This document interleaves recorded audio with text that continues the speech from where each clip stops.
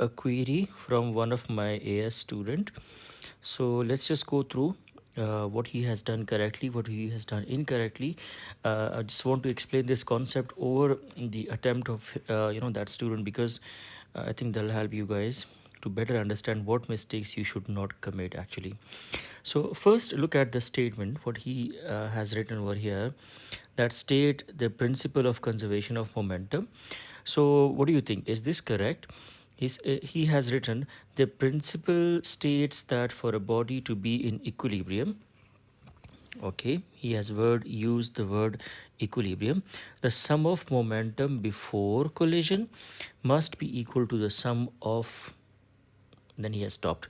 What are the possible, or what can you identify as mistakes? Obviously the statement is incomplete, that is the first thing that will come to your mind. But there is another mistake which is very much important, because if you do not score M1 mark, you won't get the other mark also. So to you guys, how many marks this student deserve? 1 or 2? He deserves 0 marks. Not deserve, but he will actually get from the examiner 0 marks. Why? There is a mistake over here. He has used the word equilibrium. There is no equilibrium concept mixed in the momentum one.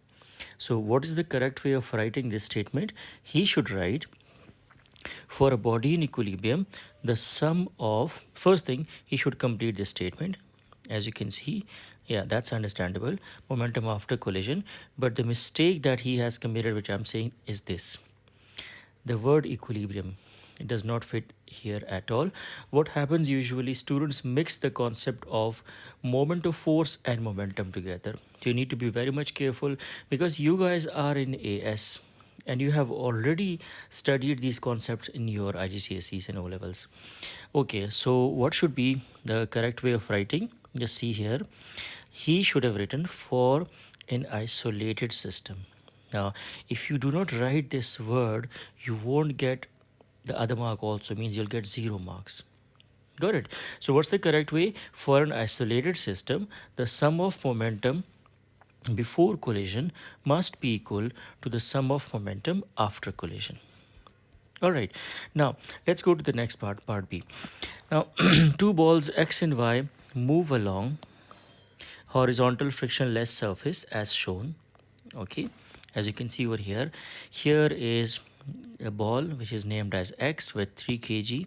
It is coming in this direction with a velocity of 4 meters per second, and then here is a mass of 2.5 kg, and it is moving in this direction with a velocity of 4.8 meters per second. Both these balls collide over here, and then they travel in a straight line. And what happens over here, they combine, they stick together, and then they travel together.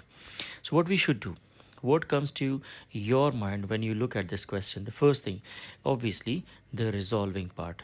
Yeah, of course we will look at what are we supposed to ask basically. So let's see what is asked in the over here.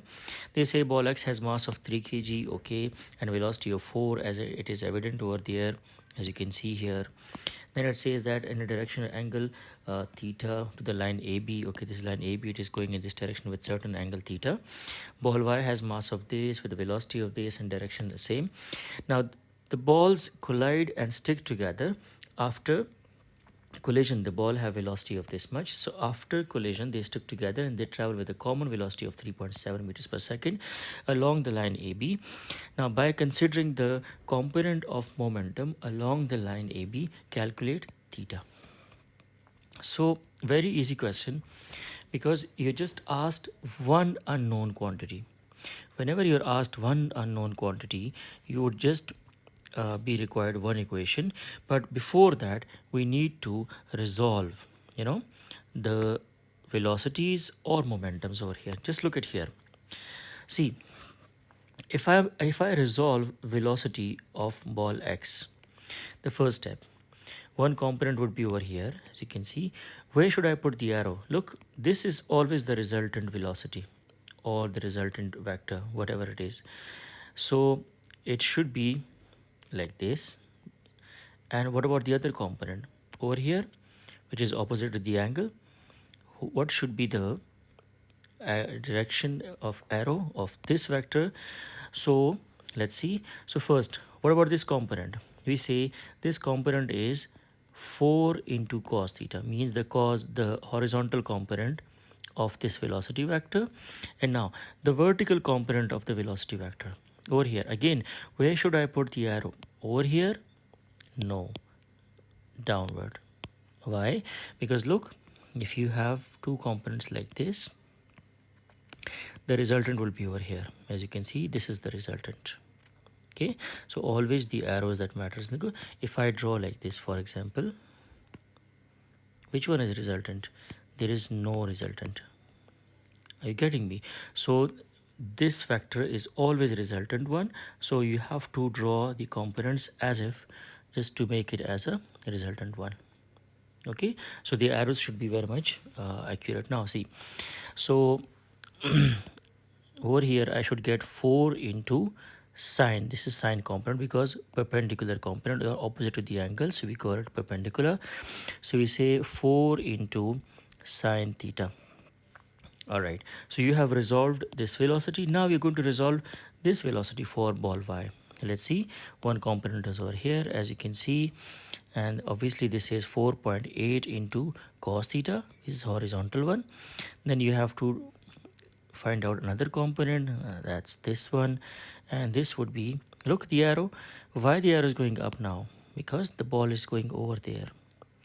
So see, this is how it is. Now this one is the resultant again. All right, so this is 4.8 into sine theta. Clear over here? What was the mistake with the student working? Look, he has written some Newton over here. There's no Newton concept because you're talking about velocities and momentums. Okay, now you have resolved the velocities of both the balls. Now what next? Let's go down there to find now the angle. So first thing, you should choose either vertically or horizontally. I have chosen horizontally. We say horizontally, the sum of momentum before collision is equal to the sum of momentum after collision.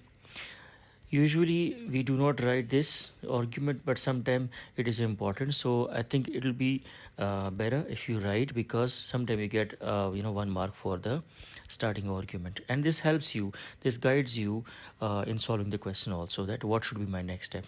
So horizontally, mass x, velocity x, but which component of velocity? The cos one.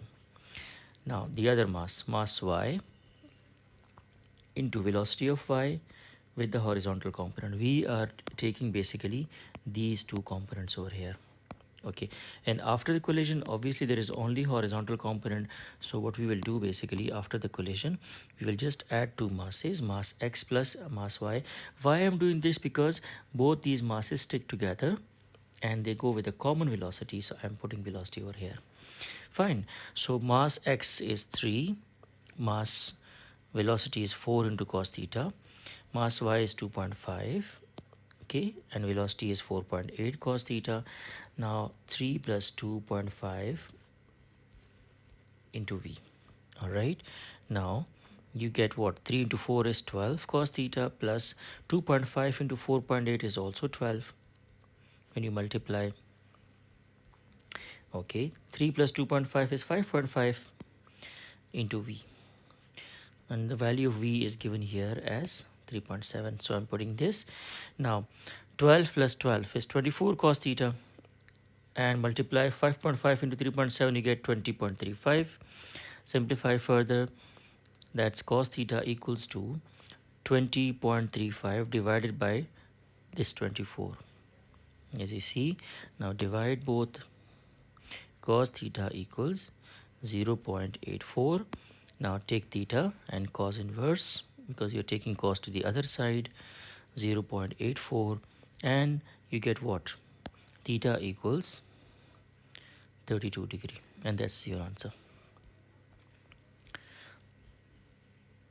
All right, so overview, usually we ignore the statement we just write it roughly, but remember you are actually getting 2 marks for this. You need to be very much careful. For an isolated system, this word must be written: the sum of momentum before collision must be equal to the sum of momentum after collision. Then whenever you see questions like this, you should have the idea that you're going to resolve at some stage. Okay, only one unknown quantity was asked, so that's why we resolved it first, and then we just needed only one horizontally. If two were asked, what we could have done, we could have used vertically also, and then we would have done a lot of maths, obviously, the simultaneous linear equations and so this is all about this question. I hope it will be clear to you, and this will help you.